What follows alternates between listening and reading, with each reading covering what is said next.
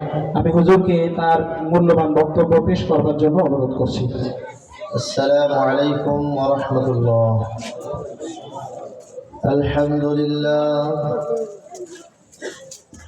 আলহামদুলিল্লাহ নাহমাদুহু ওয়া নাস্তাঈনুহু ওয়া নাস্তাগফিরুহু ওয়া নু'মিনু বিহি ওয়া নাতাওয়াক্কালু আলাইহি ونعوذ بالله من شرور أنفسنا ومن سيئات أعمالنا من يهد الله فلا مضل له ومن يضلله فلا هادي له ونشهد أن لا إله إلا الله وحده لا شريك له ونشهد أن سيدنا وسندنا وحبيبنا ومولانا محمد الذي أرسله بالحق بشيرا ونذيرا وداعيا إلى الله بإذنه وسراجا منيرا أما بعد فقد قال الله تعالى في كلامه المجيد وفرقانه الحميد أعوذ بالله من الشيطان الرجيم بسم الله الرحمن الرحيم قل إن صلاتي ونسكي ومحياي ومماتي لله رب العالمين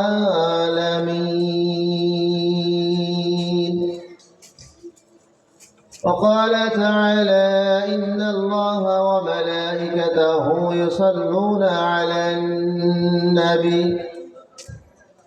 يا أيها الذين آمنوا صلوا عليه وسلموا تسليما اللهم صل على محمد وعلى آل محمد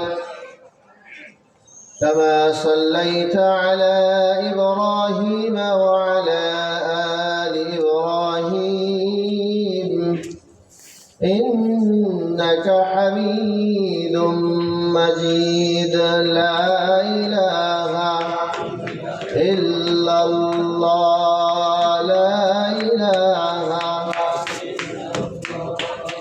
সকলে মহব্বতের সাথে জিকির করি লা ইলাহা ইল্লাল্লাহ লা ইলাহা লা ইলাহা ইল্লাল্লাহ লা ইলাহা লা ইলাহা ইল্লাল্লাহ মুহাম্মাদুর রাসূলুল্লাহ সাল্লাল্লাহু আলাইহি ওয়াসাল্লাম তাসলিমান কাসীরা। আলহামদুলিল্লাহ 28 নম্বর ইমাম পরিষদের কর্তৃক আয়োজিত আজকে তাফসীরুল কোরআন মাহফিলের সম্মানিত সভাপতি আমাদের সকলের সারেদাজ হযরতুল আল্লামা মাওলানা হুমায়ুন কবির সাহেব দামাত বারকাতুহুম,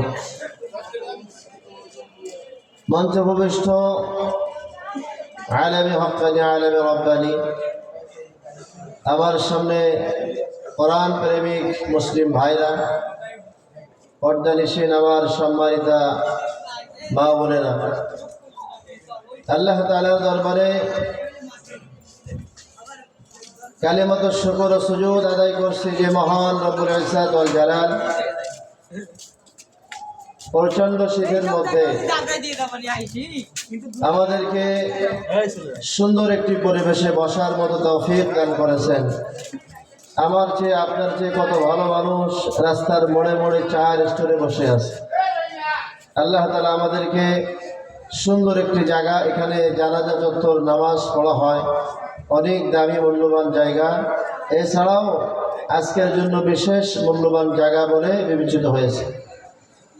আল্লাহ তাআলা আমাদেরকে সেই মর্যাদাপূর্ণ দামি একটি মজলিসে আসার মতো তৌফিক দান করেছেন। এই জন্য সকলে মহান স্রষ্টা ইলাহির দরবারে বলিষ্ঠ আওয়াজে একই কণ্ঠে আমরা শুকরিয়া আদায় করছি, আলহামদুলিল্লাহ। দরুদ ও সালাম পেশ করছি মানবতার দেশারে সৈয়দুল কাওনাইন, আমার আপনার সকলের প্রাণ প্রিয় মানুষ, আমাদের সকলের প্রাণ প্রিয় রাহবার জনাবে মুহাম্মদ রাসূলুল্লাহ সাল্লাল্লাহু আলাইহি ওয়াসাল্লামের প্রতি। সম্মানিত হাজিরিন, অল্প সময়ের মধ্যে আমাদের কিছু আলোচনা শুনতে হবে এবং বুঝতে হবে। আজকে আমাদের বিশাল আয়োজন, এত সুন্দর ব্যবস্থাপনা আমরা করেছি। যদি এটা মানুষ দেখানোর জন্য হয় তাহলে আমাদের বিন্দু মাত্র আল্লাহ তাআলার কাছে প্রতিদান পাবো না। আপনারা যারা আওয়াজ শোনার জন্যে প্রচণ্ড শীতের মধ্যে বসে আছেন, নিয়ত করেছেন যাই ইমাম পরিষদের মাহফিল হচ্ছে, ইমাম সাহেবদের চেহারাগুলো দেখে আসবো, কার সুর কেমন দেখব, কে ভালো আলোচনা করে, এটা যেন উদ্দেশ্য না হয়। আমার আসা যাওয়া আমি আল্লাহ তাআলাকে রাজি খুশি করার জন্যই প্রচণ্ড শীতের মধ্যে বসে আছি। কিছু কথা আমি শুনছি, আলেমদের চেহারা দিকে তাকাবো তো আমার সগীরা গুনাহ মাফ হবে। আলেম হক্কানি হাজার হাজার আলেমের উস্তাদ আমাদের হযরতুল আল্লামা মাওলানা মুফতি রুহুল আমিন সাহেব, অসংখ্য অগণিত আলেমের উস্তাদ হুজুর বসে আছেন। আমাদের সম্মানিত সভাপতি সাহেব বসেছিলেন। আজকে প্রধান অতিথি যিনি আমাদের মাঝে আলোচনা পেশ করবেন, ভারত দেওবন্দ থেকে লেখাপড়া করে আসছেন, ফাজিলে দেওবন্দ, অনেক বড় আলেম, তিনিও এই মজলিসে ইনশাআল্লাহ আলোচনা করবেন। ধারাবাহিকভাবে তার সময় আসলেই তিনি আলোচনা করবেন। তো আমাদের সকলের আসা যাওয়া, সকলের চাওয়া পাওয়া যেন লিওয়াজহিল্লাহ, আল্লাহ তাআলাকে রাজি খুশি করার জন্য হয়। আমার আলোচ্য বিষয় হলো সব আমলের ক্ষেত্রে, সব কাজের ক্ষেত্রে মানুষ যেন ইখলাস পয়দা করে। ইখলাস ওয়ালা আমলের দাম আল্লাহ তাআলার কাছে অনেক বেশি। সারা রাত আপনি নামাজ পড়লেন, সারা রাত কোরআন তেলাওয়াত করলেন মানুষ দেখানোর জন্যে, মানুষ আমাকে নামাজি বলবে, মানুষ আমাকে কোরআন তেলাওয়াত করনেওয়ালা বলবে, এই জন্য আমি তেলাওয়াত করছি, নামাজ পড়ছি, বিন্দু মাত্র লাভ নাই। আল্লাহ তাআলাকে রাজি খুশি করার জন্য একটা মুহূর্ত যদি হয়, একটা সময় যদি হয়, 5 মিনিট হতে পারে, 10 মিনিট হতে পারে, তো এই সময়টার দাম আল্লাহ তাআলার কাছে বেশি। ইমাম গাজ্জালী রাহমাতুল্লাহ আলাইহি তার জগৎ বিখ্যাত কিতাবের মধ্যে ওয়াকিয়া লেখেন, ইমাম গাজ্জালী রাহমাতুল্লাহ আলাইহি লেখেন, এক বড় তাহাজ্জুদ গুজার আবেদ মানুষ প্রত্যেক দিন রাতে তাহাজ্জুদ নামাজ পড়ার জন্য ওঠে। শীত গরম নাই, প্রত্যেক দিন গভীর রাতে ওঠে তাহাজ্জুদ নামাজ পড়ে, আল্লাহ তাআলাকে রাজি খুশি করার জন্য পড়ে। আবেদ মানুষ, বুজুর্গ মানুষ, তাহাজ্জুদ গুজার মানুষ, একদিন তাহাজ্জুদ পড়ার জন্য উঠছে, কিন্তু একটু আগেই উঠছে, এখনো ওয়াক্ত হয় নাই, আগে উঠে গেছে। আবেদ ভাবলেন এখন যদি ঘুমাই আমার চোখ লেগে যাবে, তাহাজ্জুদের রক্ত চলে যাবে, ফজরের নামাজ কাজা হতে পারে। আবেদ তাহাজ্জুদের নামাজ পড়ে বসে বসে কোরআন তেলাওয়াত করছে। কোরআন তেলাওয়াত করতে করতে সূরা তাহা, অনেক বড় সূরা, আদা পারার মতো, এর চেয়ে একটু বেশি, সূরা তাহা সম্পূর্ণ তেলাওয়াত করলেন। এরপরে ফজর রক্ত হয়ে গেল, অক্ত হওয়ার পরে নামাজ পড়তে গেলেন, নামাজ পড়ে সে ঘুমায় গেলেন। আবেদ ঘুমের মধ্যে দেখে সে রাত্রে যে ইবাদত বন্দেগী করছে তার আমলনামা সব কাগজ কলমে লেখা হয়েছে। আবেদ দেখে যে আজকে রাতের মধ্যে তাহাজ্জুদ নামাজ পড়া হয়েছে, নামাজ পড়ে সূরা দোহা তেলাওয়াত করা হয়েছে, সূরা দোহা সুন্দর করে লেখা হয়েছে, আর প্রত্যেকটা অক্ষরের নিচে 10 নেকি লেখা হয়েছে। আবেদ মহা খুশি, আজকে রাতে অনেক নেক পেয়ে গেলাম। সূরা দোহা লিখতে লিখতে বেশ কিছু জায়গার মধ্যে অক্ষর লেখা, কিন্তু সব লেখা না, নেকি লেখা না, 10 নেকি লেখা নাই। আবেদ লিখনেওয়ালা ফেরেশতাকে জিজ্ঞেস করলেন, ভাই আমি তো কোরআনের হাফেজ, আমি তো সূরা দোহা সম্পূর্ণ তেলাওয়াত করেছি, আমি তো কোথাও বাদ দেয় নাই, তো আমার পুরা সূরা দোহার সব কেন লেখা হয় নাই?